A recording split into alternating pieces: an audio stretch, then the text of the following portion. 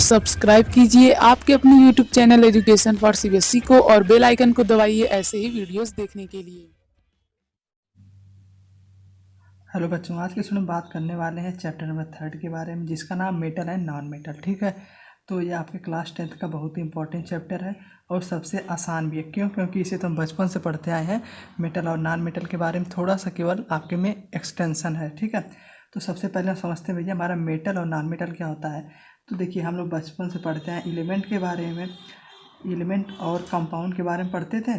तो हमारा एलिमेंट क्या होता था? एलिमेंट तो हमारा वही होता था कि जिसमें केवल एक ही चीज़ हो। जैसे मान लीजिए आपका कोई मिक्सचर ना हो, जैसे मान लीजिए क्लोरीन हुआ, आपका ये जी मतलब सिल्वर हुआ, और आपका मान लीजिए गोल्ड हुआ। ये सब क्या है? ये सब तो हमारे एलिमेंट होते थे।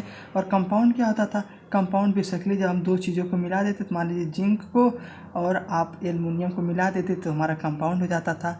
ठीक है, तो अब हम इसी में देखिए, एलिमेंट तो हमने जान ही लिया कि एलिमेंट क्या होता है बेसिकली, कि जिसमें केवल एक ही टाइप के सब्सटेंस प्रेजेंट हो। और कंपाउंड क्या होता था? हम दो चीज़ों को जब दो एलिमेंट को जब मिला देते थे तो वही हमारा कंपाउंड हो जाता था। ठीक है, देखिए अब हम आगे बढ़ते हैं कि हमारा मेटल और नॉन मेटल आया कहाँ से। तो मेटल और नॉन मेटल बेसिकली एलिमेंट का ही पार्ट है। किसका पार्ट है? एलिमेंट का ही पार्ट है। तो एलिमेंट को हमने 3 पार्ट में डिवाइड किया। पहला हमारा मेटल होता है, दूसरा हमारा होता है नॉन मेटल होता है, और तीसरा हमारा क्या होता है? तीसरा हमारा मेटलॉइड्स होता है। ठीक है, आप लोग भी साथ में नोट्स बनाते चलिएगा। ठीक है, तीसरा हमारा मेटलॉइड्स होता है। तो हम बात करें हमारा मेटल क्या होता है। तो देखिए, मेटल हमारा बेसिकली वो होता है, देखिए इसकी हम कुछ प्रॉपर्टी के हिसाब से डिफाइन करते भैया मेटल क्या होता है। उसी हिसाब से हम कुछ प्रॉपर्टी के हिसाब से डिफाइन करेंगे कि हमारा नॉन मेटल क्या होता है, और तीसरा हम मेटलाइट के बारे में भी चर्चा करेंगे। तो हम बात करते हैं मेटल के बारे में। तो अगर कोई भी सब्सटेंस हार्ड है, ठीक है, तो देखिए कोई भी सब्सटेंस हार्ड है, ठीक है, हीट और इलेक्ट्रिसिटी को कंडक्ट करे, ठीक है, मतलब अगर उसका यूज हम वायर बनाने में करें, आप अपने घर में आप लोग बिजली का वायर देखें उसके लिए हो, तो ये सब हमारे किस कैटेगरी में फॉलो करते हैं? मेटल की कैटेगरी में। और मेटल के जस्ट अपोजिट जो कि न तो हार्ड मतलब बहुत ज़्यादा इतने स्मूथ हो कि उसे आप तोड़ भी सके। जैसे आप कोयला देखते हैं, तो कोयला जो हमारा बेसिकली होता है, कोल होता है, वह भी कार्बन का बना होता है। तो कार्बन को आप लोग बहुत ही आसानी से तोड़ सकते हैं। ठीक है, तो कुल मिला जुला कर बहुत लूज हो और यह हीट और इलेक्ट्रिसिटी को कंडक्ट ना करे। ठीक है, लकड़ी मान लीजिए एक इंसुलेटर टाइप हो। ठीक है, तो और हम बात करें मेटलाइट्स के बारे में। तो मेटलाइट्स हमारा बेसिकली क्या होता है? कुछ ऐसे मेटल होते हैं और नॉन मेटल, जो कुछ ऐसे हमारे सब्सटेंस होते हैं जो मेटल और नॉन मेटल दोनों की प्रॉपर्टी शो करे, तो ये हमारा हो जाएगा मेटलाइट। ठीक है, तो देखिए मेटल क्या है? जो हार्ड हो, इलेक्ट्रिसिटी कंडक्ट करे, सोनोरस हो, लस्टर, ये सब बात डिस्कस करेंगे आगे। ठीक है, इतनी प्रॉपर्टी कम से कम फॉलो करना चाहिए। और दूसरा बात, जो हमारा नॉन मेटल होता है बेसिकली, हाँ, इसी का जस्ट अपोजिट होता है। ठीक है, मतलब जस्ट उल्टा होता है। मेटलाइट क्या होता है? तो कुछ हमारे ऐसे मेटल होते हैं जो दोनों की प्रॉपर्टी फॉलो करें, तो वह क्या हो जाएगा बताइए? वो आपका हो जाएगा मेटलाइट्स। तो हम मेटल की बात करें, इसकी एग्जांपल बता सकता है कोई? हाँ, इसकी एग्जांपल आप तो बहुत है। मान लीजिए आप गोल्ड ले लीजिए, गोल्ड हुआ, सिल्वर हुआ, ठीक है, आयरन हुआ। इसी तरीके से बहुत सारे एग्जाम्पल हैं। उसी प्रकार हम बात करें नॉन मेटल के, नॉन मेटल में आपका भैया कार्बन आ गया, ठीक है, सल्फर आ गया, तो और क्लोरीन आ गया। ठीक है, ये सब क्या है हमारे? ये सब नॉन मेटल है। और मेटलाइट्स की एग्जांपल बताइए। हाँ, मेटलाइट्स की एग्जांपल कहते हैं, मेटलाइट्स के हमारे क्या एग्जांपल? बोरान एग्जांपल हो जाएगा, सिलिकन एग्जांपल हो जाएगा। ठीक है, इसी तरीके हमारे जर्मेनियम एग्जांपल हो जाएगा। ठीक है, तो इसी तरीके जितने भी हमारे मेटलाइट्स हैं, इनके हमने एग्जांपल देख लिया। तो और मैं कुछ बात बता देता हूँ। जो मेटल हमारा होता है बेसिकली इलेक्ट्रोपॉजिटिव होता है, मतलब कि यह हमेशा पॉजिटिव चार्ज को ही कैरी करता है। ठीक है, मान लीजिए हम Fe हमेशा प्लस लिखेंगे, हमारा Fe माइनस नहीं एग्जिस्ट करता है, मतलब यह जो नेगेटिव में नहीं एग्जिस्ट करता है। और ये हमारे क्या होते हैं? ये हमारे इलेक्ट्रोनेगेटिव होते हैं, मतलब इसके अंदर कौन सा चार्ज होता है? इसके अंदर नेगेटिव चार्ज होता है। ठीक है, और उसी प्रकार इसमें कभी नॉर्मल होता है, मतलब न्यूट्रल होता है ज़्यादातर। और कोई भी चार्ज, दोनों चार्ज यूज कर सकता है, या आपका पॉजिटिव भी और नेगेटिव, यानी यह इलेक्ट्रो पॉजिटिव और इलेक्ट्रो नेगेटिव दोनों हो सकता है। ठीक है, तो देखिए हमने अब तक क्या क्या पढ़ा हमने मेटल क्या है, और नॉन मेटल क्या है, और ये दोनों बेसिकली आए कहाँ से, एलिमेंट्स के ही एक बेसिकली पार्ट है। जैसे हमने एलिमेंट को 2 पार्ट में तोड़ दिया, सॉरी 3 पार्ट में, मेटल, नॉन मेटल और मेटलॉइड्स के बारे में। हमारा मेटल क्या होता है, जो हार्ड हो, हीट को कंडक्ट करे और इलेक्ट्रिसिटी कंडक्ट करे। इस प्रकार नॉन मेटल क्या होते हैं, जो हमारे मेटल के जस्ट अपोजिट होते हैं। और बात करें मेटलॉइड्स के बारे में, तो मेटलॉइड्स क्या होते हैं, जो कुछ ऐसे हमारे सब्सटेंस है जो दोनों की प्रॉपर्टी फॉलो करें, जैसे मेटल और नॉन मेटल की, तो हमारे क्या हो जाएंगे, मेटलॉइड्स हो जाएंगे। ठीक है, तो अब हम बात कर लेते हैं कि जो हमारी मेटल है और नॉन मेटल, इन दोनों की फिजिकल प्रॉपर्टीज़ क्या होती है। देखिए मैं साइड साइड में लिखते चल रहा हूँ, आप लोग भी लिखते रहिएगा। तो हमारे जो मेटल होते हैं, तो पहला यही बात है कि यह रूम टेम्परेचर पर सॉलिड होते हैं। ठीक है, क्या होते हैं, रूम टेम्परेचर पर बेसिकली सॉलिड होते हैं। देखिए जितने भी एक्सेप्शन है मैं भी नहीं बाद में कवर कराऊंगा। ठीक है, तो पहले हम समझ लें कि भैया इसके बेसिकली प्रॉपर्टीज़ क्या, रूम टेम्परेचर पर क्या होते हैं, हाँ बेसिकली सॉलिड होते हैं। तो देखिए अब कोई पूछेगा रूम टेम्परेचर क्या होता है, रूम टेम्परेचर मानते हैं कि 25 डिग्री सेल्सियस अगर है तो क्या होगा, यही बेसिकली होता है रूम टेम्परेचर। इस बात को हमें ध्यान रखना है कि रूम टेम्परेचर मतलब 25 डिग्री सेल्सियस। ठीक है, और 1 एटमॉस्फेरिक प्रेशर होता है। ठीक है, और हम बात करें इसको, चलिए पहले हम इसको डिस्कस कर लेते हैं कि मेटल क्या क्या प्रॉपर्टीज़ होती हैं, और नॉन मेटल हमारा तो जस्ट इसका अपोजिट ही होता है। दूसरी प्रॉपर्टीज़ की बात करें तो यह क्या होता है, यह मेलेबल होता है, यानी कि आप इसको बार बार, अगर मान लीजिए मेलेबल मतलब अगर मान लीजिए कोई आपको मेटल दे दिया गया, आप लोग इसे हथौड़ा से पीटेंगे तो ये बहुत पतली सी शीट में भी बन सकता है, यानी इसे हम पतली शीट में भी ड्रा कर सकते हैं। तो मेलेबल मतलब क्या, कि हमें इसे शीट भी बना सकते हैं। जैसे आप लोग देखते होंगे कि एलुमिनियम की फॉयल आती है जिसमें खाना वाना लपेटा जाता है, उसमें भी मेलेबल इसी प्रॉपर्टी हो जाती है। तीसरी इसकी प्रॉपर्टी होती है डक्टाइल होता है। डक्टाइल मतलब बेसिकली आप लोग वायर के रूप में यूज़ कर सकते हैं। ठीक है, और इसकी चौथी प्रॉपर्टी होती है कि हीट एंड इलेक्ट्रिसिटी को कंडक्ट करता है। मतलब आप लोग देखते हैं जो आपके घरों में यूज होता है वायर, वो किसका होता है, हाँ वह तो आपका किसका होता है, मेटल के होता है ना। तो ठीक है, तो अब हम बात करें फिफ्थ प्रॉपर्टी के बारे में, मतलब इसको कंडक्ट करता है। ठीक है, तो हम बात करें कि इसकी स्ट्रेंथ कितनी होती है, आप लोग बताइए कितनी स्ट्रेंथ होती है। स्ट्रेंथ बहुत हाई होती है कि नहीं, आप लोग कभी आयरन को तोड़ लेंगे हाथ से, नहीं तोड़ पाएंगे, यानी इसकी स्ट्रेंथ क्या होती है, बहुत हाई होती है। प्लस ये हार्ड भी होते हैं। ठीक है, और हमारी सिक्स्थ बात है कि ये जितने भी हमारे होते हैं इनकी हाई मेल्टिंग पॉइंट होती है और हाई बॉइलिंग पॉइंट होती है। तो अब हम समझते हैं मेल्टिंग पॉइंट क्या होता है। मेल्टिंग पॉइंट मतलब कि अगर हम टेम्परेचर दे रहे हैं तो वह जल्दी मेल्ट नहीं होते हैं। अच्छा, तो ये आयरन को आप मेल्ट कर पाते हैं, नहीं, हम नॉर्मल टेम्परेचर पर नहीं कर पाते। इसको कम से कम 25,000 डिग्री सेल्सियस देना पड़ेगा टेम्परेचर लगभग, और इससे ही ज़्यादा अगर कोई चीज़ का मिक्सचर है। तो बेसिकली जो हमारा मेल्टिंग पॉइंट होता है कि इस पॉइंट पर ही मेल्ट होने लगेगा। चलिए हम वाटर के टर्म में समझते हैं, जैसे हमारा वाटर है 100 डिग्री पर बॉयल हो जाता है कि नहीं, तो क्या कहते हैं, इसकी बॉइलिंग पॉइंट कितना 100 डिग्री है, और मेल्ट कितने पर होता है 0 डिग्री सेल्सियस। नहीं देखते हैं कि आइस है तो भैया बदल जाता है। तो कुल मिला जुला कर इसकी जो हमारे मेटल होते हैं उनकी क्या होती है, बहुत high melting and boiling point होती है। हम सेवंथ बात करें कि ये हमारे सोनोरस होते हैं।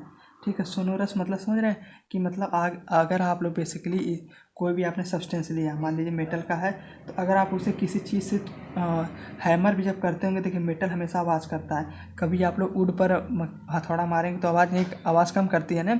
तो उसी प्रकार जितने भी हमारे मेटल होते हैं आवाज़ करते हैं। अगर आपके घर में रेलिंग लगी हो तो देखिएगा वहाँ पर क्या होता है बताइए, हाँ आवाज़ आती है कि नहीं। तो यही हमने 7 प्रॉपर्टीज़ पढ़ी किसकी, मेटल के बारे में।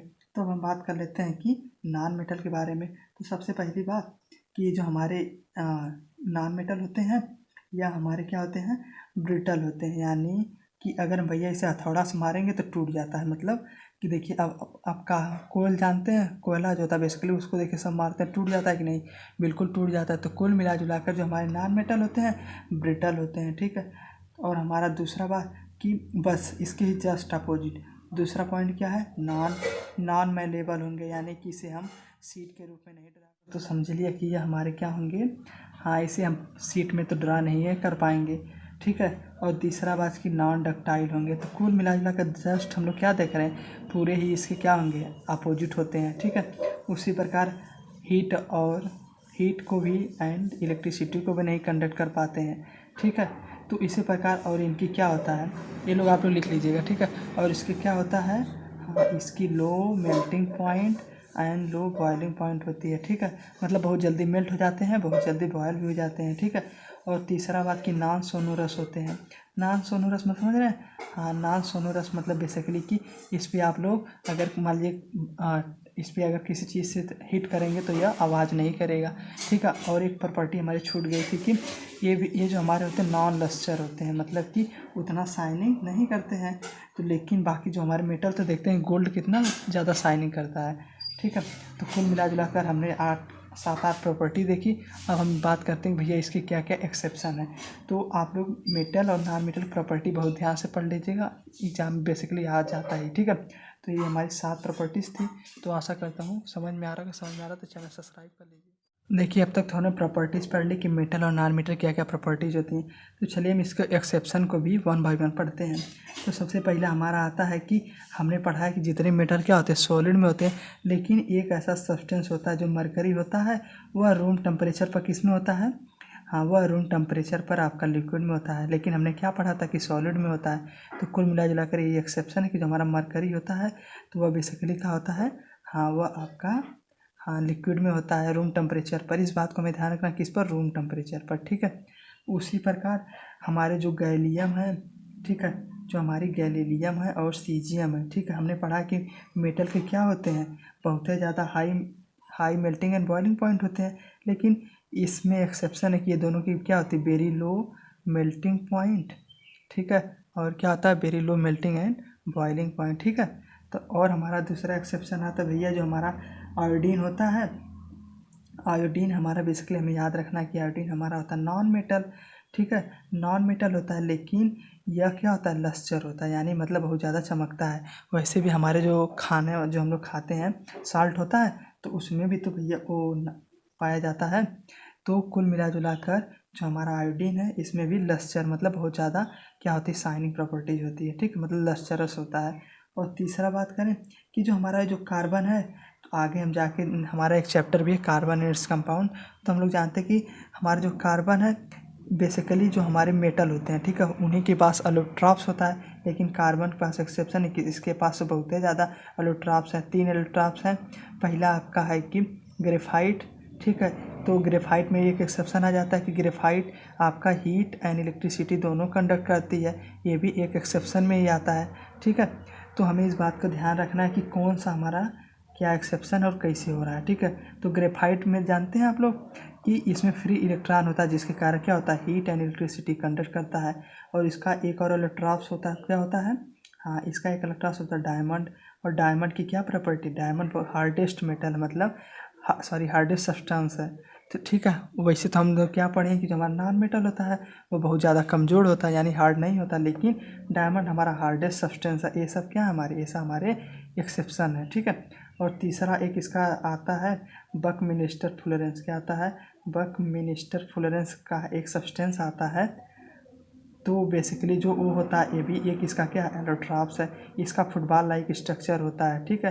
तो कुल मिला जुला कर हमने देखिए हमने कार्बन के बारे में क्या जाना कि हमारे कार्बन जो बेसिकली इसके 3 एलोट्रॉप्स हैं। ग्रेफाइट है, तो ग्रेफाइट क्या होता है कि इसके पास हीट एंड इलेक्ट्रिसिटी कंडक्ट करता है। कहाँ पर बताइए आप लोग यूज़ करते हैं ग्रेफाइट का? हाँ, आपकी जो पेंसिल है बेसिकली उसकी जो लीड होती है वह किसकी बनी होती है? वह ग्रेफाइट की बनी होती है, ठीक है। और दूसरा हमने पढ़ा डायमंड। डायमंड में क्या एक्सेप्शन है कि डायमंड जैसा कि हम जानते हैं कि हमारे जितने भी मेटल होते हैं क्या होते हैं? बहुत ज़्यादा स्मूथ होते हैं, ज़्यादा हार्ड नहीं होते। लेकिन हमारा डायमंड क्या है? हार्डेस्ट सब्सटेंस बन गया है। तो उसी प्रकार हमारा बकमिनिस्टर फ्लोरेंस भी इसका एक क्या है? इसका एक एलोट्रॉप्स है, ठीक है। यही सब बेसिकली इसके एलोट्रॉप्स हो गए।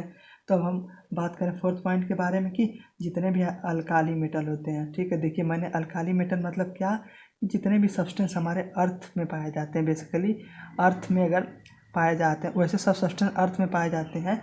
लेकिन बेसिकली अल्काली मतलब होता है कि अर्थ मेटल कहते हैं, इनको अर्थ मेटल भी कहते हैं, ठीक है, मतलब अर्थ के अबाउट पाए जाते हैं। तो कुल मिला जुला कर हम पढ़े हैं कि हमारे जो मेटल होते हैं बहुत हार्ड होते हैं। लेकिन जो हमारा सोडियम होता है, सोडियम को आप चाहे तो सोडियम ले लीजिए और इसे चाहे तो चाकू से भी काट दीजिए।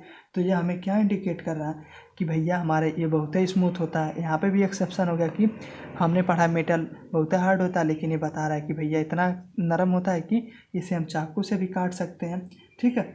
तो कुल मिला जुला कर यही आपका था। इसका और एक एग्जाम्पल है क्या? पोटेशियम जो होता है, ठीक है, यही इसका क्या है, यही इसके कुछ एक्सेप्शन है। पहला एक्सेप्शन क्या है, मरकरी हमारा लिक्विड में एग्जिस्ट करता है, किसमें, रूम टेम्परेचर में, ठीक है।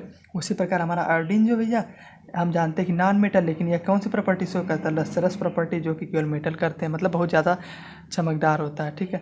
और दूसरा बात, हमने कार्बन के बारे में तो पूरी थ्योरी डिस्कस कर ली कि कार्बन बेसिकली हमने देखा कि हमारा 3 एलोट्रॉप्स एग्जिस्ट कर रहा है, ग्रेफाइट, डायमंड, बकमिल, स्टेफुलेंस। ग्रेफाइट जो कि नॉन मेटल होने के बावजूद क्या कर रहा है, हीट एंड इलेक्ट्रिसिटी कंडक्टर रहा। वहीं बात करें डायमंड के बारे में, डायमंड हमारा हार्डेस्ट सब्सटेंस है। और तीसरा बात तो बकमिल स्टेफुलेंस, तो इसे हमें नहीं पढ़ना है, ठीक है, आगे हम पढ़ेंगे। और बेसिकली कुल मेमोराइज करने के लिए कि फुटबॉल टाइप का शेप होता है। और हम बात करते हैं अल्काली मेटल के बारे में, तो मेटल होने के बावजूद हम इसे किसी चाकू से काट सकते, बहुत ज़्यादा स्मूथ होते हैं, ठीक है। समझ में आया। देखिए अब तक तो हमने पढ़ लिया कि हमारी फिजिकल प्रॉपर्टीज़ क्या है और उसके डिफरेंट डिफरेंट क्या एक्सेप्शन है। तो अब हम बात करते हैं कि जो हमारे मेटल हैं इनकी केमिकल प्रॉपर्टीज़ क्या क्या हैं, ठीक है। तो कुल मिलाकर का 4 ही प्रॉपर्टी हम पढ़ेंगे।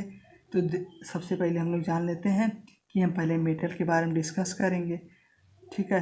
तो देखिए जैसा कि हम लोग को भैया पता ही है कि जो हमारा मेटल होता है क्या बनाता है, इलेक्ट्रोपॉजिटिव एलिमेंट बनाता है कि नहीं, बिल्कुल बनाता है। यानी यह हमेशा पॉजिटिव ही नेचर में एग्जिस्ट करेगा। जैसे हमारे Fe+ हो गया, ठीक है, Ag2+ हो गया, ठीक है। इसी तरीके हमारा Copper2+ हो गया। तो कुल मिला जुला कर क्या हम समझ रहे हैं कि हमारे जितने भी मेटल हैं किस में एग्जिस्ट करेंगे, इलेक्ट्रोपॉजिटिव नेचर प्रेजेंट करेंगे और हमेशा पॉजिटिव में ही एग्जिस्ट करेंगे, ठीक है। वही हमारा देखिए नॉन मेटल का क्या हमेशा एग्जिस्ट करेंगे, नॉन मेटल भैया आपका हमेशा इलेक्ट्रोनेगेटिव होगा, या इलेक्ट्रोनेगेटिव आप बोल सकते हैं, नेगेटिव नेचर होगा, ठीक है। जैसे आपका क्लोरीन माइनस में हो गया, ठीक है। उसी प्रकार आपका बताइए, हाँ उसी प्रकार आपका क्या नाम से सिल्वर है, सॉरी, उसी प्रकार हमारा आयोडीन माइनस में एग्जिस्ट करता है, ठीक है। इसी तरीके के फ्लोरीन भी माइनस में एग्जिस्ट करता है। इस तरीके के हमारे नॉन मेटल जो होते हैं वह नेगेटिव प्रॉपर्टी शो करते हैं, लेकिन जो हमारा मेटल था क्या शो करता है, हाँ पॉजिटिव प्रॉपर्टी।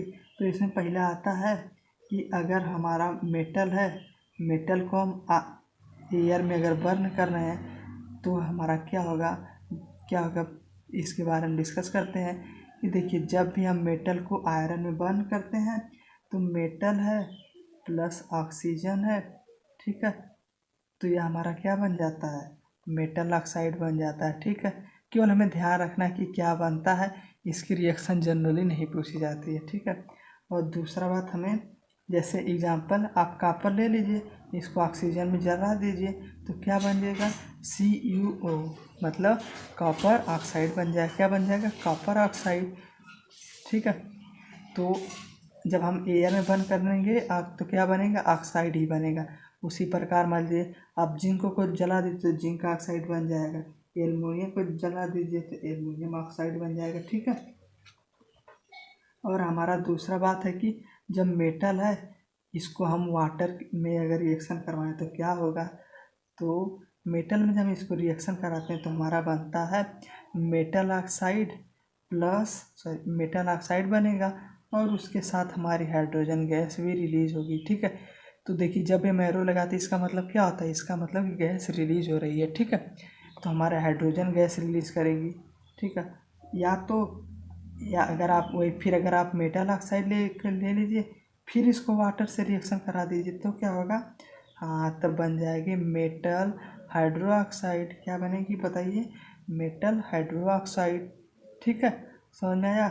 जैसे हम लोग कोई एग्जांपल लेते हैं, मान लीजिए कैल्शियम ले लिए, ठीक है, उसको साथ हम कर दें हाइड्रोजन के साथ रिएक्शन तो हमारा बनेगा क्या, CaOH का ट्वाइस, ठीक है, प्लस H2।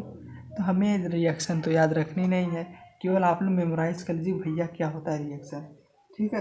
तो हमने देख लिया अब तक मेटल को जब हम एयर में बर्न करेंगे तो क्या होगा, और मेटल को वाटर में रिएक्शन कराएंगे तो क्या होगा।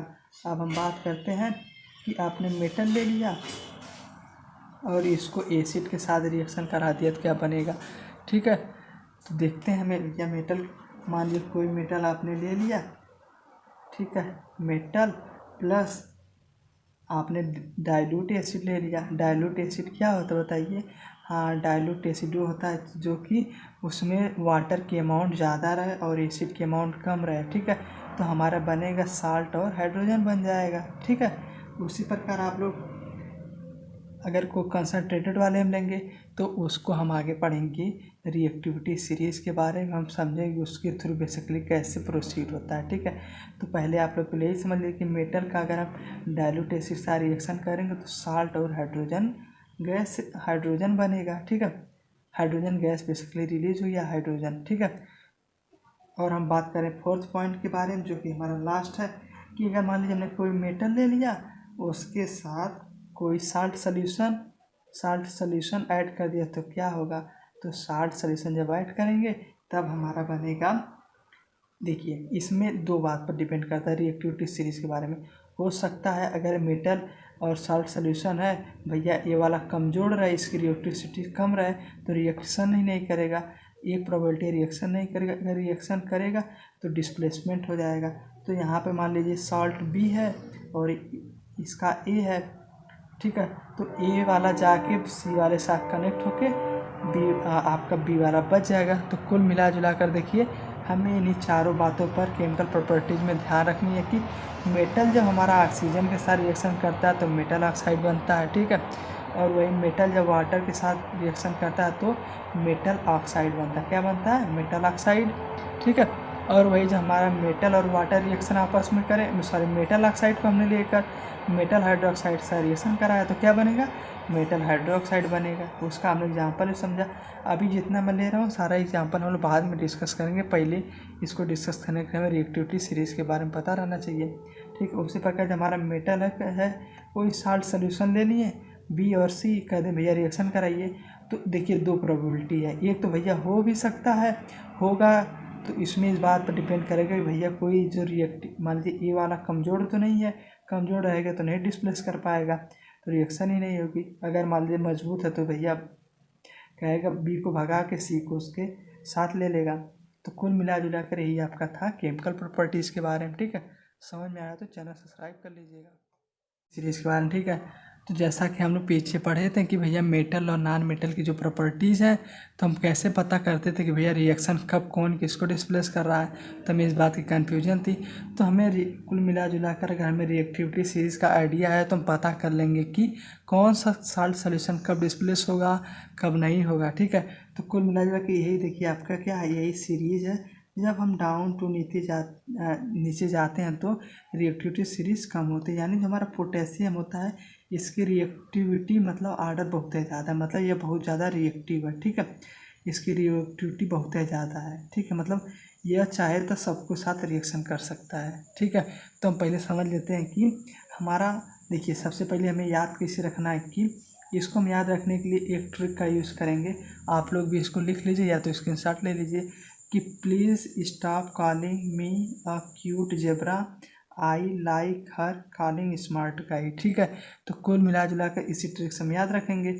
तो जो सबसे पहले हमारा क्या आता है, पोटेशियम आता है, फिर क्या आता है, सोडियम आता है, फिर हमारा कैल्शियम आता है, फिर मैग्नीज, फिर एल्युमिनियम, फिर फिर कार्बन, फिर जिंक, फिर फेरस, फिर लेड, फिर हाइड्रोजन, फिर कापर आता है, फिर क्या आता है एजी सिल्वर आता है, फिर उसके बाद गोल्ड आता है, ठीक है। एजी मतलब सिल्वर होता है, एयू मतलब गोल्ड होता है, ठीक है। तो कुल मिला जुला कर हमें ध्यान में रखना कि भैया कौन, देखिए कैसे कौन किसको डिस्प्लेस करेगा। जो ऊपर है ना वो नीचे वालों को डिस्प्लेस कर देगा। कैसे? देखिए अगर मान लीजिए हमारे पास कोई, देखिए हम लोग एग्जाम्पल के थ्रू समझते हैं। अगर मान लीजिए हमारे पास कोई जेडेन है प्लस CuSO4 है, ठीक है। तो अगर इसमें हम रिएक्शन करवा दिए तो देखिए हम लोग देख रहे जेडेन कहाँ, बताइए जेडेन तो ऊपर है कापर से, तो होगा क्या कि जेडेन कहेगा इसके पास जाए कहे देखिए भैया मैं तुमसे ताकतवर हूँ इसलिए मुझे सल्फर दे दो, सॉरी इसको दे दो सल्फ्यूरिक को, तो ये दे देगा JnSO4 प्लस Cu बच जाएगा। तो कुल मिला जुला कर कैसे समझ रहे हैं, जो ज़्यादा ताकतवर होगा मतलब जो ज़्यादा ऊपर लाई कौन कर रहा है, जेडेन कर रहा है, तो कापर के साथ छीन के ले लेगा। तो उसी प्रकार आप लोग कोई और रिएक्शन हम लोग लिखते हैं। अगर मान लीजिए जेडेन है, Zn है, मान लीजिए आप लोग कहाँ पे, हाँ कैल्शियम सल्फर, कैल्शियम सल्फेट है, तो क्या करेगा बताइए, होगा रिएक्शन? नहीं होगा। क्यों? क्योंकि देखिए ना भैया, है जो हमारा कैल्शियम है पहले से ताकतवर है, तो इसके साथ रिएक्शन ही नहीं होता है, हमारे पर रिएक्शन प्रोसीड ही नहीं होगा। इस प्रकार हमें ध्यान में रखना है कि कौन सा सब्सटेंस हमारा ऊपर है, कौन सा सब्सटेंस हमारा नीचे है। ऊपर वाला ही नीचे वाले को डिस्प्लेस करेगा, ठीक है। और हमारी रिएक्टिविटी सीरीज जो बेसिकली यहाँ तक बहुत खतरनाक है, ठीक है। मैग्नीशियम और एल्युमिनियम तो बहुत खतरनाक है, ठीक है, सब खतरनाक है, लेकिन रिएक्टिविटी में सबसे ज़्यादा पोटेशियम क्या होता है, मोस्ट रिएक्टिव होता है। इसी कारण जो हमारा पोटेशियम होता है, और कहाँ पर पोटेशियम होता है और हमारा जो सोडियम होता है, ये सब हमारे कहाँ पर रखे जाता है, ये सब हमारे एयर में नहीं रखे जाते। मतलब आप कभी भी सोडियम को नहीं रख पाएंगे हाथ में या मतलब एयर में। क्यों? क्योंकि बहुत ज़्यादा रिएक्टिव होते हैं, या ऑक्सीजन के साथ रिएक्शन करके फायर लग जाता है, ठीक है। तो इसके लिए हम क्या करते हैं, जो हमारा मान लीजिए सोडियम ही है, ठीक है, इसको हम केरोसिन ऑयल में रखते हैं, तो उसके कारण हमारा ये रिएक्शन ही नहीं कर पाता है। यही बात किसकी बताइए, यही देखा हमने रिएक्टिविटी सीरीज के बारे में। तो आप लोग इसको कैसे याद रखेंगे, एक बार मैं फिर से बता देता हूँ कि यही ट्रिक यूज़ करेंगे। Please stop calling me a cute zebra, I like her calling smart गाई। तो कुल मिला जुला कर आप लोग को इस बात का ध्यान रखना है कि ऊपर वाला किसको डिस्प्लेस करेगा, बोलिए मेरे साथ, नीचे वाले को, और इसी तरीके का रिएक्शन दे देगा। आप लोग तो पता ही कर लेंगे। और हमें इस बात का ध्यान रखना, हमारा सबसे मोस्ट रिएक्टिव क्या है, हाँ पोटेशियम। और जो हमारे गोल्ड और सिल्वर है, ये सब क्या है, ये सब रिएक्शन ही नहीं करते, मतलब लीस्ट रिएक्टिव है। तो कुल मिला जुला कर यही था कि आपका रिएक्टिविटी सीरीज क्या है, और मैंने बता दिया ट्रिक कैसे याद करनी है। और हम लोग ये भी देख लिया कि हमारे जो सोडियम और पोटेशियम है क्यों नहीं एयर में रखे जाते। क्यों? क्योंकि बहुत ही ज़्यादा रिएक्टिव होते हैं। जब भी हम एयर में रख देंगे तो एयर के कांटेक्ट में आकर आग लग जाएगी। इसी वजह से हम इसे कहाँ पर रखते हैं, इसीलिए हम इसे कहाँ, केरोसिन ऑयल में रखते हैं, ठीक है। तो अगर जानकारी पसंद आई तो चैनल सब्सक्राइब कर लीजिए। आज के लिए धन्यवाद। लेते आयनिक कंपाउंड के बारे में, ठीक है। तो जैसा हमारा नाम में से लग रहा, आयनिक मतलब कि जो कंपाउंड हमारे आयन के फॉर्मेशन से बनेंगे उसे हम क्या कहेंगे, उसे हम कहेंगे आयनिक कंपाउंड। तो जैसा कि हम लोग जानते हैं कि जो हमारा मेटल क्या होता है, मेटल हमारा होता है इलेक्ट्रोपॉजिटिव, यानी इस पर हमेशा क्या होता है, कौन सा चार्ज होता है, इस पर हमारा पॉजिटिव चार्ज होता है। जैसे कि हम बात कर लें कि हमारा कैल्शियम हो, कैल्शियम 2+ होता है कि नहीं, बिल्कुल होता है। उसी प्रकार हमारा फेरस +1 और +2 और +3 तीनों स्टेट में एग्जिस्ट करता है। उसी प्रकार हम बात करें नॉन मेटल के बारे में। नॉन मेटल किस में होता है, नॉन मेटल तो हमेशा नेगेटिव में होता है। जैसे आप क्लोरीन माइनस हो गया, फ्लोरीन माइनस हो गया, ठीक है। तो इसी प्रकार हमारे क्या होता है, नॉन मेटल किस में एग्जिस्ट करते हैं, हाँ नॉन मेटल हमारे इलेक्ट्रोनेगेटिव होते हैं और नेगेटिव चार्ज हमेशा एग्जिस्ट करते हैं। तो हमारा जो आयनिक कंपाउंड होता है बेसिकली, जब हम मेटल है और नॉन मेटल को साथ में मिला देंगे तो हमारा क्या बन जाएगा, यही हमारा बन जाएगा, बोलिए आप लोग, हाँ बहुत सही, बन जाएगा हमारा आयनिक कंपाउंड, ठीक है। तो हम चलिए कुछ रिएक्शन के थ्रू समझते हैं। आयनिक कंपाउंड हमारा बन गया। तो जैसे हम रिएक्शन, अगर मान लीजिए कोई कह दे कि आप क्या नाम से, हाँ आप कैल्शियम ले लीजिए, कैल्शियम 2+ और इसके साथ क्या करिए, SO4 2- का रिएक्शन करा दीजिए। तो हम लोग देख ही रहे भैया, ये भी आयनिक है, ये भी आयनिक है। क्यों? क्योंकि इस पर भैया चार्ज है, तो चार्ज है, इस पर रिएक्शन करा दीजिए, वही बन जाएगा, CaSO4 आपका बन जाएगा, ठीक है। तो कुल मिला जुला कर हमने आयरन कंपाउंड क्या समझा कि हमारा जो आयनिक कंपाउंड होता है बेसिकली आयन के फॉर्मेशन से बनता है। और इसमें बेसिकली हमारे जो मेटल है और नॉन मेटल है जब एक साथ मिल जाते हैं तो क्या बन जाता है, हाँ यही हमारा बन जाता है क्या, हाँ आयनिक कंपाउंड, ठीक है। उसी प्रकार हमारे जो आयन फॉर्मेशन है के थ्रू ही बनेगा। चलिए एक एग्जांपल और लेते हैं। मान लीजिए हमने मैग्नीज ले लिया, इस पर 2+ होता है, और हमने ले लिया क्लोरीन, इस पर माइनस होता है, ठीक है। तो हमारा क्या बनेगा, MgCl बन जाएगा। ये भी हमारा क्या होगा, ये भी हमारा आयनिक कंपाउंड होगा, ठीक है। समझ में आया? तो कुल मिला जुला कर यही है, आयन के थ्रू बन रहा है, तो ये हमारा आयनिक कंपाउंड हो गया। हम जो ये ऊपर वाला पढ़े हैं इससे हम आयनिक कंपाउंड नहीं करते हैं। क्यों? क्योंकि देखिए इसमें कंपाउंड रिएक्शन हो रहा है, ठीक है। थोड़ा सा मिस प्रिंट हो गया है, ठीक है। तो कुल मिला जुला कर हमें इस बात का ध्यान रखना है कि हमारा क्या होना चाहिए। देखिए हमारा मेटल है और हमारा ये नॉन मेटल है, तो जब हमारे मेटल और नॉन मेटल मिलेंगे तब जाके हमारा आयनिक कंपाउंड बनेगा, ठीक है। ये भी हमारा, इसे हम ट्रीट कर सकते हैं आयनिक कंपाउंड, लेकिन ये पूरी तरीके का आयनिक कंपाउंड नहीं है, ठीक। इस बात पे थोड़ा सा आप लोग गौर कर लीजिएगा, ठीक है। चलिए आप लोग को अब समझ में आ जाएगा अगर गलती नहीं करेंगे। तो देखिए अब हम बात कर लेते हैं कि जो हमारा आयनिक कंपाउंड है इसकी प्रॉपर्टीज़ क्या है। तो देखिए इसकी 3 प्रॉपर्टीज़ मेन है। पहला तो ये प्रॉपर्टी इसके पास high melting point and boiling point होता है। ऐसा क्यों होता है? क्योंकि देखिए जब भी हमारा, देखिए मान लीजिए Mg+2 है और Cl- है, जब भी हमारा कोई भी कंपाउंड चार्ज से बनता है तो क्या होता है, बहुत ज़्यादा इसमें अट्रैक्शन आ जाता है। कौन सा अट्रैक्शन आता है? इलेक्ट्रोस्टैटिक्स अट्रैक्शन आता है, ठीक है। मैं नीचे लिख देता हूँ। इसमें इलेक्ट्रोस्टैटिक्स अट्रैक्शन के कारण इसमें बहुत ज़्यादा स्ट्रांग बॉन्ड हो जाता है, ठीक है। तो इसी कारण हमारे इसके क्या होते हैं, बहुत ज़्यादा मेल्टिंग पॉइंट और बॉइलिंग पॉइंट होता है, ठीक है। समझे क्यों होता है? क्योंकि इलेक्ट्रोस्टैटिक्स फोर्स पर अट्रैक्शन आ जाता है, ठीक है। और हम दूसरा बात करें कि जो हमारे ये होते हैं बेसिकली सॉलिड में होते हैं, ठीक है। क्यों सॉलिड में होते हैं? क्योंकि भैया यहाँ पर तो जब ज़्यादा अट्रैक्शन फोर्स है तो सारे मालिक्यूल्स पास पास में रहेंगे, तो होगा क्या कि सब एक दूसरे के साथ जुड़े रहेंगे, ठीक है। और यह बात करें दूसरी बात की सॉल्युबिलिटी के बारे में। देखिए सॉल्युबिलिटी की इसकी बहुत खासियत बात है। क्यों कि अगर बेसिकली हम इसे पानी में डाल दें, ठीक है, तो पानी में डालेंगे तो सारे आयंस में टूट जाएंगे। मतलब Mg को डाल दिया, Mg+ इधर हो गया, ठीक है, Cl- इधर हो गया, Mg इधर में, ये सब आपस में टूट टूट के इधर उधर बिखर जाएंगे।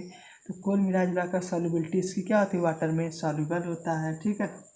और तीसरा बात, चौथा बात की हीट और इलेक्ट्रिसिटी को कंडक्ट करता है। कैसे? देखिए मान लीजिए हमने इलेक्ट्रिसिटी क्यों कंडक्ट होती है बताइए आप लोग। क्यों? क्योंकि इलेक्ट्रिसिटी अगर कंडक्ट हो रही है तो बेसिकली वहाँ पे होता है क्या कि हमारे इलेक्ट्रॉन मूव करते हैं या आयंस होते हैं। तो यहाँ पर हम देख ही रहे भैया हमारा जो टूटा है प्लस में और हमारा जो क्लोरीन माइनस में था, हमारे आयन है, तो आयन के मूव की वजह से यहाँ पर इलेक्ट्रिसिटी भी कंडक्ट होगी। समझ में आया? तो देखिए मैं एक बार फिर से मेमोराइज कर रहा हूँ। आयनिक कंपाउंड हमारा कैसे बनता है? आयन के फार्मेशन से बनता है। क्यों आयन के फार्मेशन? किसके आयन के फार्मेशन? मेटल और नॉन मेटल के बारे में। हमारा जैसे जानते हैं मेटल हमारा इलेक्ट्रोपॉजिटिव होता है और जो हमारा नॉन मेटल क्या होता है, हाँ, इलेक्ट्रोनेगेटिव होता है। उसी प्रकार हमने पढ़ा मेटल और नॉन मेटल को मिलाइए आयनिक कंपाउंड हमारा बन जाएगा।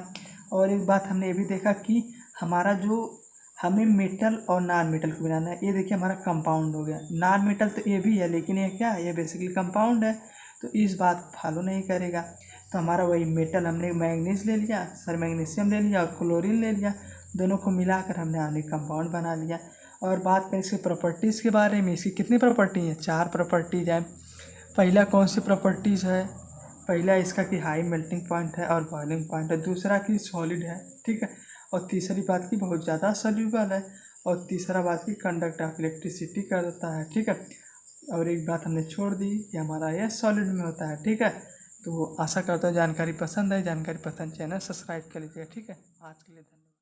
तो आज के स्टूडेंट बात करते हैं कि देखिए अब तक हमने समझ लिया भैया हमारा मेटल कहाँ पर होता है और हम इसे क्या करते हैं, इसकी क्या क्या प्रॉपर्टीज़ हैं। तो अब हम बात कर लेते हैं कि हमारा मेटल भैया मिलता कहाँ से है। तो जो हमारे मेटल हैं या तो हमारे नॉन मेटल हैं, या हमें कैसे मिलते हैं उसके बारे में हम डिस्कस करते हैं, ठीक है। लेकिन बेसिकली किस पर फोकस करेंगे? बेसिकली मेटल पर ही फोकस करेंगे, लेकिन लास्ट में मैं नॉन मेटल के बारे में बता दूंगा। तो हम बात कर लेते हैं कि भैया हमारे अकरेंस मतलब कि हमारा मेटल कहाँ पर मिलता है। तो इसमें एक टर्म आता है ओर आता है। ओर्स मतलब जैसे कि जिस स्टेट में पाया जाता है। मान लीजिए आप लोग रोटी बनती है, तो रोटी कहाँ से बनती है? सबसे पहले कहाँ से मिलता है रोटी? पहले हमारा क्या रहता है? पहले हमारा गेहूँ रहता है, ठीक है। तो बेसिकली जो हमारा गेहूँ मान लीजिए वीट रहता है, तो वीट बेसिकली क्या है, वीट बेसिकली हमारा रॉ मटेरियल है। तो रॉ मटेरियल के थ्रू हम जब इसके पहले आटा बनवाते हैं, आटा से रोटी बनती है ना, तो कुल मिला जुला कर इससे हमारा जो ओर होता है, ये नहीं है कि जो हमें मान लीजिए आयरन चाहिए तो हमें आयरन जो है ज़मीन के अंदर आयरन के रूप में होता नहीं, आयरन के रूप में नहीं रहता, बल्कि इसके साथ कई मेटल होते हैं, आयरन हो गया, कापर हो गया, जिंक हो गया। तो उसी प्रकार हमारा ओर क्या होता है, ओर हमारा एक तरीके से रॉ मटेरियल होता है कि जिसमें भैया हमारा मान लीजिए ओर है तो ओर में कुछ अमाउंट ऑफ आयरन होगा, कुछ अमाउंट ऑफ कापर होगा, कुछ अमाउंट ऑफ जिंक होगा, ठीक है, कुछ अमाउंट ऑफ सिल्वर होगा, कुछ अमाउंट ऑफ गोल्ड होगा। तो कुल मिला जुलाकर और क्या होता है, और हमारा इम्प्योर चीज़ होता है, मतलब कि ये इसमें बहुत ही इम्प्योरिटी रहती है, यानी सही चीज़ रहती है। और इसमें क्या होता है, हो सकता है इसमें कुछ नॉन मेटल भी हो, कूड़ा करकट भी हो, ठीक है। तो कुल मिला जुलाकर और समझ गए क्या है, और में सर्कली की रॉ मटेरियल जिसमें इम्प्योरिटी भी हो, मेटल भी हो, नॉन मेटल भी हो, ठीक है। तो देखिए हमने एक रिएक्टिविटी सीरीज पढ़ी थी कि नहीं, हाँ मैंने उसको ट्रिक भी बताया था रिएक्टिविटी सीरीज याद करने की, तो उसी बेसिस पर हम करते हैं। तो हमारे जितने मेटल हैं जो बहुत ज़्यादा रिएक्टिव हैं, तो हम उसको कैसे निकालते हैं, यह क्या होते हैं, बहुत ज़्यादा रिएक्टिव होते हैं, ये थोड़ा सा हमारे कम रिएक्टिव होते हैं, यानी मॉडरेट रिएक्टिव होते हैं, और ये हमारे तो भैया लीस्ट रिएक्टिव माने रिएक्टिव ही नहीं करते हैं, ठीक है। तो हम बात करें कि हमारा मान लीजिए हमें सोडियम पोटेशियम चाहिए, सोडियम चाहिए, कैल्शियम, मैग्नीशियम, एल्युमिनियम चाहिए, तो हम इसको भैया कैसे निकालेंगे। मान लीजिए और हमें मिल गया है, ठीक है, जिसमें सब है, ये तीनों चारों पांचों मेटल हैं, तो भैया क्या करेंगे, इसका हम करेंगे इलेक्ट्रोसिस, ठीक, क्या करेंगे, इलेक्ट्रोलिसिस प्रोसेस से निकालेंगे। अब इलेक्ट्रोलिसिस प्रोसेस क्या होता है, ये बहुत आसान होता है, ठीक है। तो जितने भी हमें इस बात का ध्यान रखना है, हम इलेक्ट्रोलिसिस प्रोसेस किसके लिए यूज़ करेंगे, जो बहुत ज़्यादा रिएक्टिव है, ये सब क्या है, इससे ज़्यादा मोस्ट रिएक्टिव है। तो हम करते कुछ नहीं है, एक काम करेंगे, एक हम कंटेनर ले लिए और हमने क्या किया, ये जो हमारा ओर था उसका हम बना देंगे एक एनोड, क्या बना देंगे, एनोड बना देंगे। तो एनोड किसका बनेगा, एनोड हमारा इम्प्योर चीज़ का बनेगा, इस बात का हमें रखना है ध्यान, ठीक है। एनोड हमारा किसका बनेगा बताइए, इम्प्योर चीज़ का। अगर कई बच्चे गलती कर देते हैं कि इसको क्या कर देते हैं, कैथोड पे इम्प्योर लगा देते हैं, तो गलत बात हो जाती है। और जो हमारा क्या होता है, कैटायन होता है, ठीक है, या आप इसे कह दीजिए कैथोड। कैथोड हमारा किसका बना होता है बताइए, कैथोड हमारा बना होता है प्योर मेटल का। क्या बना था, प्योर मेटल का। जब भैया हम इसमें इलेक्ट्रिसिटी लगा दिए, ठीक है, इलेक्ट्रिसिटी हमने लगाया, तो इसमें क्या होता है कि जो इसमें जो मान लीजिए जिंक है, ठीक है, और यहाँ पर लगा होता है जिंक का हम साल्ट ले लेते हैं, ठीक है। तो जिंक लगा हो तो भैया जब इसमें इलेक्ट्रिसिटी जाती है तो अट्रैक्शन होने लगता है कि जिंक का अर्थ तो बाहर भागने लगता है, तो जिंक बाहर आके इस पर लपेट जाता है, यहाँ से जमा होने लगता है। उसी के साथ जब जिंक जाता है, इसके साथ कुछ इम्प्योरिटी भी चाहती है बाहर आने के लिए, या उसमें जब स्पेस बचता है तो जो हमारी चीज़ें रहती हैं, इम्प्योरिटी रहती है, सब आके नीचे बैठ जाती है। क्यों बैठ जाती है, अच्छा ये बताइए, आप लोग जा रहे हैं साथ में, ठीक है, आप कोई भीड़ जा रही है, तो जब कोई एक साथ भागेगा, ठीक है, इधर मान लीजिए सब जिंक भाग रहे हैं, तो लेकिन भैया जो इम्प्योरिटी है वो सब तो भाग ही नहीं पाएंगी, क्यों, क्योंकि तो नॉन कंडक्टर होती हैं, तो भैया सब धीरे से गिर जाती है नीचे, तो काम हो जाता है इन लोग को, हम लोग यहाँ पर कलेक्ट करते थे। और जो यहाँ पर बच जाता है ना, एनोड के पास जो हमारा मड बच जाता है, वैसे भी मड हम क्या, मड मतलब क्या, मड मतलब होता है कि गंदगी, जैसे कि नहीं सब मान लीजिए पानी में रहता है, तो वही हमारा मड हो जाता है, इसी को हम कह देते हैं एनोड मड, ठीक है। तो कुल मिला जुला कर देखिए, समझ गए ना क्या होता है। इलेक्ट्रोलिसिस में हम क्या करते हैं, एनोड बनाते हैं और एक कैथोड बनाते हैं। एनोड हम बना देते हैं इम्प्योर मेटल का, ठीक है, जिसका हमें निकालना है। प्योर मेटल का क्या बना देते हैं, हाँ कैथोड बना देते। तो होता कुछ नहीं है कि जब हम इलेक्ट्रिसिटी अप्लाई करेंगे, तो मान लीजिए उसमें जिंक है, तो जिंक सोचेगा भैया भाग के मैं जाऊँ इस पर अपने पास जाऊँ, और जब भागेगा तो हमारे जो इम्प्योरिटी वो भी सोचेगी साथ जाने में, लेकिन ये सब गिर जाएंगे। क्यों, क्योंकि भैया हीट को कंडक्ट कर नहीं पाती हैं, और हमारा यहाँ पर किसके रूप में मिल जाता है, एनोड मड के रूप में मिल जाता है। तो हमें दो बातों का रखना ध्यान, पहला बात की इम्प्योर मेटल का क्या बनाएंगे, एनोड बनाएंगे, और प्योर मेटल का क्या बनाएंगे, कैथोड या कैटायन। और हमारा एनोड मट क्या होता है, एनोड मट क्या होता है, बेसिकली इम्प्योरिटी होती है, ठीक है। आप लोग भी नोट कर लीजिएगा साथ में, तो बहुत योगदान होगा, ठीक है, बहुत मजा आएगा, ठीक है। अब हम बात कर लेते हैं जैसे भैया, तो हमारा ये हो गया कि चलिए मोस्ट रिएक्टिव है तो हम इलेक्ट्रोलिसिस के थ्रू निकालेंगे, ठीक है। अब हम बात करते हैं मॉडरेट के लिए। तो मॉडरेट में देखिए हमें इस बात का ध्यान रखना है कि मॉडरेट वाला हमारा दो टाइप का होता है। पहला होता है भैया आपका कि इसमें होता है कार्बोनेट और होता है कार्बोनेट, मतलब कि इसमें कार्बोनेट जैसे नहीं CO3 है, इसी तरीके का होंगे कोई कंपाउंड। और दूसरा होता है सल्फाइड और, मतलब सल्फर के और सल्फर होता होगा बेसिकली, ठीक है। चलिए हम ऊपर कर देते हैं। तो सल्फर होता है तो कुल मिला जुला कर कैसे निकालेंगे, तो मॉडरेट है इसका हमें दो प्रोसेस करते हैं। अगर भैया इसमें कार्बोनेट है तो हम इसका यूज़ करेंगे कैल्सिनेशन। ठीक है, अभी हम समझें कैल्सिनेशन क्या होता है। तो हम कैल्सिनेशन से निकालेंगे, और हमारा ए सल है तो उसको हम रोस्टिंग से निकालेंगे। ठीक है, ये दोनों प्रोसेस है बेसिकली। ठीक है, अब बताइए, कोई पूछे सर अब बताइए कैल्सिनेशन क्या होता है। देखिए याद कैसे रखेंगे इस बात को डिस्कस कर लेते हैं। जैसे कार्बोनेट वाला सी है, इसमें भी सी है ना, तो हमारा कार्बोनेट को कैल्सिनेशन से निकालेंगे, और सल्फाइड वाला तो बच गया, लास्ट हमारा रोस्टिंग होगा।